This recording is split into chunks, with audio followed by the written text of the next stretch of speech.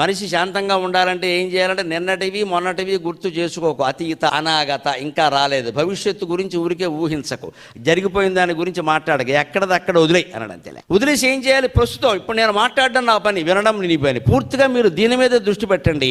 నేను మాట్లాడడం మీద దృష్టి పెడితే కార్యక్రమం విజయవంతం అయినట్టే, అనుమానం వెళ్ళలేదు. ఇంకా నేను మధ్య మధ్యలో మాట్లాడుతూ ఏదో ఆపేసేసి నా వ్యవహారాలేవో నేను ఎక్కడో గుర్తు చేసుకుంటూ అది నాకు సాధ్యం కాదని కూడా మాట్లాడలేదు. కానీ మీలో అందరూ అలా ఉంటారని ఏం లేదు కదండి. ఇక్కడ మాట్లాడుతూ కూడా మధ్యలో ఒకడు ఏం చేస్తూ ఉంటాడు, ఫోన్కి ఎదుగుతూ ఉంటాడు ఇక్కడ కూర్చుని ఇలా. ఇంకొకళ్ళు అయితే ఇంటి దగ్గర ఏమిటో వచ్చేటప్పుడు తలుపు తాళం వేయడం మర్చిపోయాం, ఏమైందో, ఉంటాయి పోయినవి పోతాయమ్మా, గొడవ. ఇవే మనం జరగబోయేవి జరిగినవన్నీ ఇక్కడ అమృతప్రాయమైన ప్రసంగం అనుకునే మనం వచ్చాం కదా. మీ మనస్సులో మీరు ఆలోచించుకోండి, ఎక్కడెక్కడో ఉంటుంది, అదే పోయింది.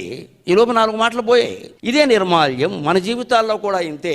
రాత్రి మంచం ఎక్కి పడుకున్నాము అంటే వెంటనే తెల్లారితే నమస్కారం అమ్మా, తెల్లారకపోతే ఇదే నమస్కారం, సెలవు, అమ్మవారికి చెప్పాల్సిందే. ఇంత ధైర్యం ఉండాలి మనస్సులో.